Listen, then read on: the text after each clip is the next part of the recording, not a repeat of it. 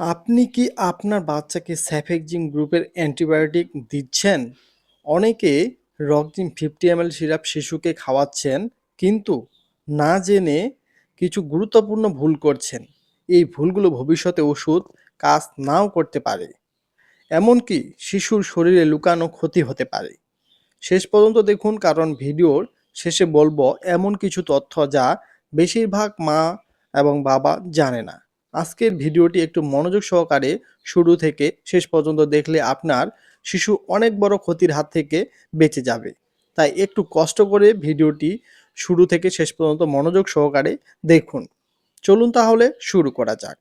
আজকের ভিডিও থেকে আপনি যা যা জানতে পারবেন তা হলো রক্সিন 50 ml কি কাজ করে এবং কোন কোম্পানির এটি তৈরি, কোন রোগে দেওয়া হয়, সঠিক ডোজ কত এবং কিভাবে নির্ধারণ করা হয়, পার্শ্ব প্রতিক্রিয়া কী কী হতে পারে এই ওষুধটি সেবনে, কোন অবস্থায় দেওয়া একদমই উচিত না, এবং শেষে জানবেন না জেনে খাওয়ালে কি ক্ষতি হতে পারে এবং কিছু গোপন তথ্য। এখন জানুন রক্সিন 50 ml সিরাপ নিয়ে ফুল রিভিউ একদম সহজ ভাষায়। রক্সিন 50 ml কি? রক্সিন 50 ml হলো একটি অ্যান্টিবায়োটিক ওষুধ এবং এর জেনেরিক নাম হলো সেফিক্সিম। রক্সিন সিরাপে প্রস্তুত ও বাজারজাতকারক কোম্পানি হলো এসকেএফ ফার্মাসিউটিক্যালস লিমিটেড। এটি একটি তৃতীয় প্রজন্মের সেফালোস্প্রিন গ্রুপের অ্যান্টিবায়োটিক। মানে এটি ব্যাকটেরিয়ার বিরুদ্ধে খুব ভালো কাজ করে, কিন্তু ভাইরাসের বিরুদ্ধে কাজ করে না। এখন জানুন বাচ্চাদের কেন এই ওষুধটি দেওয়া হয় বা চিকিৎসকগণ কেন দিয়ে থাকে। যখন বাচ্চার শরীরে খারাপ জীবাণু ঢুকে ইনফেকশন করে, তখন ডাক্তার এই অ্যান্টিবায়োটিকটি দেন।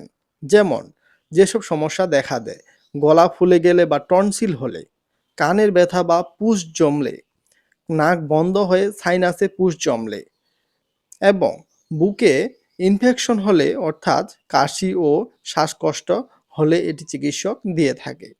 প্রস্রাবে জ্বালা বা ইনফেকশন হলে এটি চিকিৎসক দিয়ে থাকে।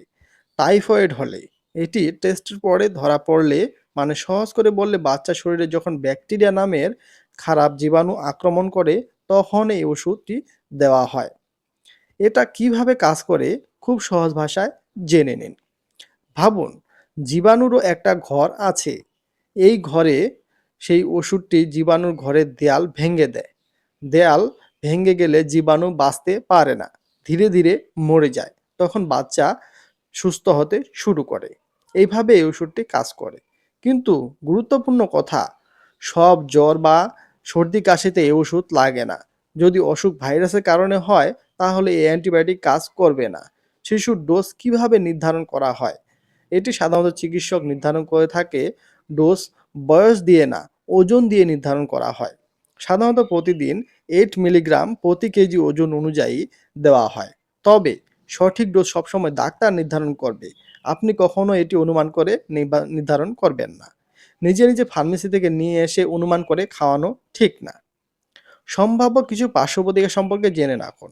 যে মানে খাওয়ানোর পরে বা খাওয়ানোর সময় যে পার্শ্ব প্রতিক্রিয়াগুলো দেখা দেয়, যেমন ডায়রিয়া, বমি, পেট ব্যথা, র্যাশ, অ্যালার্জির মতো সমস্যা হতে পারে। বিরল ক্ষেত্রে তীব্র অ্যালার্জি হতে পারে। শ্বাসকষ্ট বা মুখ ফুলে গেলে দ্রুত হাসপাতালে যেতে হবে বা ডাক্তারকে দেখাতে হবে। কখন দেওয়া যাবে না? যখন পেনিসিলিন বা সেফালোস্পিরিনে অ্যালার্জি হতে পারে, বা কিডনি গুরুতর সমস্যা থাকলে, এবং ডাক্তারের পরামর্শ ছাড়া নবজাত শিশুকে এটি দেওয়া যাবে না। আপনি কি কখনো শিশুকে অ্যান্টিবায়োটিক মাঝপথে বন্ধ করে দিয়েছেন? কমেন্টে লিখুন হ্যাঁ অথবা না। ভিডিওটি উপকারী মনে হলে একটি লাইক এবং চ্যানেলে সাবস্ক্রাইব করতে ভুলবেন না, কারণ আমরা এখানে আরও ওষুধ নিয়ে সহজ ও সৎ আলোচনা করি। এখন আসল প্রশ্নের উত্তরটি বা গুরুত্বপূর্ণ অংশটি সম্পর্কে জানুন। অনেকে শিশুর জ্বর দেখলে রক্সিন খাওয়ান, কিন্তু সব জ্বর বা ব্যাকটেরিয়ার কারণে হয় না। এখন আসি সেই প্রশ্নের উত্তরে।